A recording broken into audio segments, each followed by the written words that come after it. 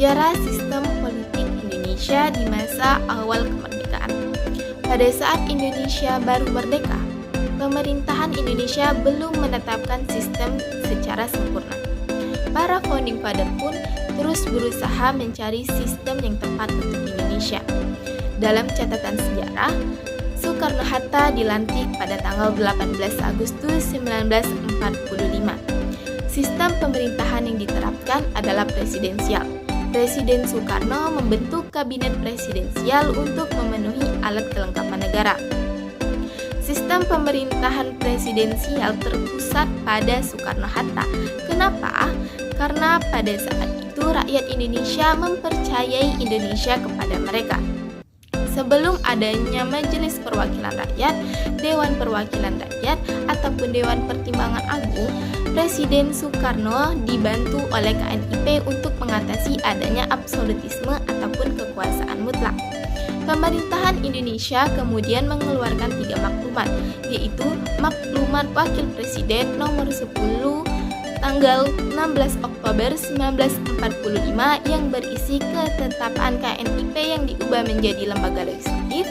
Yang kedua, Maklumat Pemerintah tanggal 3 November 1945 yang berisi pembentukan partai-partai politik Indonesia. Dan terakhir, Maklumat Pemerintah tanggal 14 November 1945 tentang pertukaran dari sistem presidensial ke sistem demokrasi parlementer.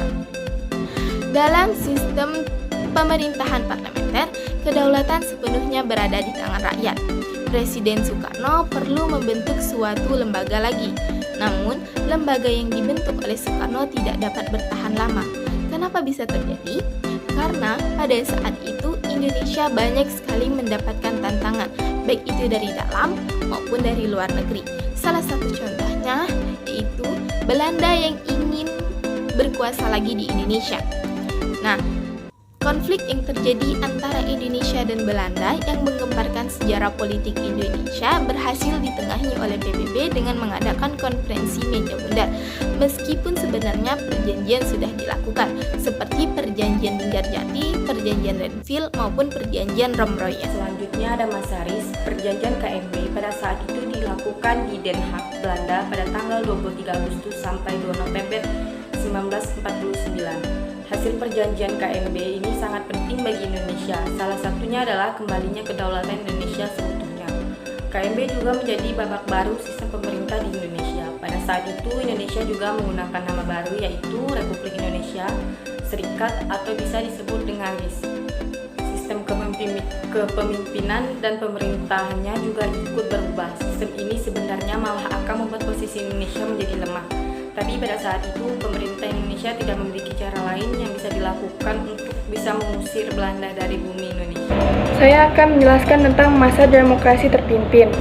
Dekret Presiden 5 Juli 1959 menjadi penanda awal bahwa terjadinya demokrasi terpimpin di Indonesia saat itu. Kemudian pada 22 April 1959, Soekarno memberi amanat konstituante mengenai pokok-pokok demokrasi terpimpin, yang diantaranya adalah demokrasi terpimpin bukanlah diktator dan demokrasi terpimpin cocok dengan kepribadian dan dasar hidup Indonesia. Saat itu PKI semakin berkembang melalui ajaran Naskom hingga muncul G30 PKI. Dan setelah penumpasan di Indonesia berhasil, masa pimpinan Soekarno dan demokrasi terpimpin pun habis dan menjadikan sistem pemerintahan Indonesia berganti menjadi demokrasi Pancasila yang dipimpin oleh Soeharto dan memasuki Orde Baru. Masa demokrasi liberal atau parlementer. Setelah RIS dibubarkan, Indonesia menerapkan demokrasi parlementer dengan mencontoh sistem parlementer barat. Masa ini kemudian disebut sebagai masa demokrasi liberal yang secara otomatis bentuk negara serikat berubah menjadi negara kesatuan yang berlandaskan UUD 1950. Dengan berlakunya konstitusi ini, akhirnya Indonesia dijalankan oleh suatu Dewan Menteri atau kabinet yang dipimpin oleh Perdana Menteri yang bertanggung jawab pada parlemen atau DPR.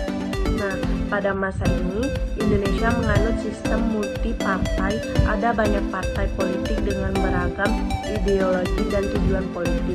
Tapi, saking banyaknya partai pada masa tersebut, akhirnya menciptakan dampak buruk bagi demokrasi kita. Kenapa begitu? Karena kehidupan politik dan pemerintahan Indonesia pada waktu itu tidak stabil gara-gara sering gonta-ganti kabinet. Pergantian kabinet ini akhirnya membuat program-program yang dibuat pemerintah jadi tidak bisa dijalankan dengan baik. Bayangin aja, selama hampir 9 tahun Indonesia pada saat itu mengalami 7 kali pergantian kabinet. Makanya UUDS 1950 dan sistem demokrasi liberal tidak cocok dan tidak sesuai dengan kehidupan politik bangsa Indonesia yang majemuk. Akhirnya, pada tanggal 5 Juli 1959, Presiden Soekarno mengumumkan dekret Presiden mengenai pembubaran Dewan Konstituante dan berlakunya kembali UUD 1945 serta tidak berlakunya UUDS 1950 karena dianggap tidak cocok dengan ketatanegaraan